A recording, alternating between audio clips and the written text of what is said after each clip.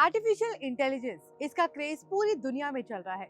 ज्यादातर लोग इसका इस्तेमाल कर रहे हैं अपने पर्सनल और ऑफिशियल दोनों कामों में। हाल ही में आई रिपोर्ट बताती है कि पड़ोसी देश पाकिस्तान ने तकनीक की दुनिया में कमाल कर दिखाया है। उन्होंने अपना पहला एआई डेटा सेंटर और एआई क्लाउड लॉन्च किया है। चलिए जानते हैं आखिर इस कदम की खासियत क्या है और क्यों ये हम सब के लिए मायने रखती है। वीडियो शुरू करने से पहले NBT tech on the go के चैनल को सब्सक्राइब करें ताकि आपको मिलता रहे टेक से जुड़ा हर अपडेट। अभी तक ज्यादातर देश अपने एआई वर्क को चलाने के लिए विदेशी क्लाउड या डेटा सेंटर्स पर निर्भर रहते थे। मतलब कि असली डेटा जीपीयू और भारी भरकम मशीनें विदेश में होती थी। डेटा भेजो, प्रोसेसिंग वही, नतीजा दोबारा लाना पड़ता था। लेकिन अब पाकिस्तान ने एक बड़ा कदम उठाया है। उन्होंने लॉन्च किया है अपना खुद का एआई डेटा सेंटर। इस डेटा सेंटर का नाम है डेटा वॉल्ट पाकिस्तान, जिसे उनके partner telecom company Telenor Pakistan के साथ मिलकर लॉन्च किया गया है।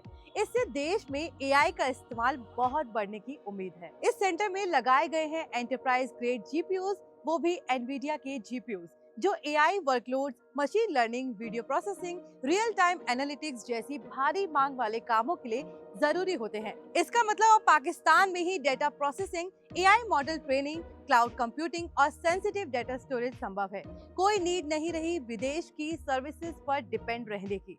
और ये सिर्फ एक सेंटर नहीं है, ये एक पूरी एआई इंफ्रास्ट्रक्चर है जिस पर स्टार्टअप्स, कंपनियां, सरकारी संस्थाएं, रिसर्चर्स सब काम कर सकते हैं। मतलब अब एआई सिर्फ बड़े देशों या विदेशी क्लाउड वाले देशों का मोनोपोली नहीं रहा, ये स्थानीय बन गया है। पहला फायदा, डेटा सोवरेनिटी। जो सेंसिटिव डेटा है, बैंकिंग, हेल्थ केयर, सरकार, पर्सनल रिकॉर्ड्स, वो अब देश के अंदर ही रहेंगे। इससे privacy, national security, data leak का रिस्क कम होगा। दूसरा, जीपीयू एज अ सर्विस। मतलब नए स्टार्टअप या छोटे बड़े प्रोजेक्ट्स जो एआई, एमएल, डीप लर्निंग करना चाहते हैं, उन्हें महंगी मशीनें खरीदने की जरूरत नहीं पड़ेगी।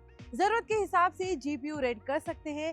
कॉस्ट और रिसोर्स दोनों एफिशिएंट होंगे। तीसरा, AI adoption across sectors. Finance से लेकर health, cyber security, public safety, agriculture वगैरह वगैरह। Example, bank fraud detection, hospitals में मेडिकल इमेजिंग, एआई लॉजिस्टिक कंपनियों में प्रेडिक्टिव एनालिटिक्स, हर जगह। चौथा, रिसर्च और स्थानीय टैलेंट को बढ़ावा। अब पाकिस्तान के रिसर्चर्स, यूनिवर्सिटी स्टूडेंट्स, इंजीनियर्स बिना विदेश जाए अपने एआई मॉडल बनाकर और ट्रेन कर सकते हैं। इससे देश में एआई इकोसिस्टम मजबूत होगा। मतलब ये कि पाकिस्तान सिर्फ कंजप्शन वाला नहीं रहा, अब प्रोडक्शन, इनोवेशन और रिसर्च तक खुद सक्षम होगा। ये बहुत बड़ा बदलाव है। असल में जीपीयू चिप्स और एआई इंफ्रास्ट्रक्चर हासिल करना आज मुश्किल हो गया है। कई देशों को export restrictions, global shortage, import cost, licensing issues जैसी काफी समस्याओं का सामना करना पड़ता है। पाकिस्तान के लिए भी मुश्किल था, लेकिन डेटा वॉल्ट पाकिस्तान और टेलीनॉर के साथ मिलकर उन्होंने स्पेशल अप्रूवल लिया, कंप्लायंस पास की और 3000 से ज्यादा जीपीयूज लाकर ये सेंटर बनाया। पाकिस्तान का ये कदम सिर्फ उसके लिए नहीं, साउथ एशिया में टेक्नोलॉजी के विकास के लिए भी एक एग्जाम्पल है। कई डेवलपिंग कंट्रीज अभी भी विदेशी क्लाउड या डेटा सेंटर्स पर निर्भर हैं। अगर पाकिस्तान जैसे देश खुद एआई इंफ्रास्ट्रक्चर तैयार कर सकते हैं, तो बाकी देशों के लिए भी राह आसान हो सकती है। इससे हो सकता है रीजनल एआई कोलैबोरेशन, स्थानीय एआई मॉडल्स जैसे उर्दू या रीजनल लैंग्वेजेस के लिए data compliance, cyber security framework, सब में मजबूती दिखेगी। और इससे फर्क पड़ेगा सिर्फ टेक इंडस्ट्री को नहीं, आम लोगों को भी, जैसे कि उनकी personal data, medical records, online services सब ज्यादा सुरक्षित रहेंगे। हाँ, ये कदम आसान नहीं था। Global GPU shortage, export restrictions, compliance and financing hurdles बहुत थे, लेकिन डेटा वॉल्ट ने ये सब पार करके दिखाया। अब अगली चुनौती है इस इंफ्रास्ट्रक्चर का सही इस्तेमाल, यानी स्टार्टअप, रिसर्चर, सरकार, प्राइवेट सेक्टर सबको एआई टूल्स का यूज करना होगा। अगर मिसयूज हुआ, data abuse, privacy leak, misuse of AI, तो जिम्मेदारी भी बड़ी होगी। इसलिए जरूरत है स्ट्रॉन्ग रेगुलेशन, ट्रांसपेरेंसी और एथिकल एआई यूज की। जैसा कि आपने देखा, पाकिस्तान ने सिर्फ डेटा सेंटर नहीं बनाया, एक मैसेज दिया है कि डेवलपिंग देशों में भी एआई और सोवरेन इंफ्रास्ट्रक्चर पॉसिबल है।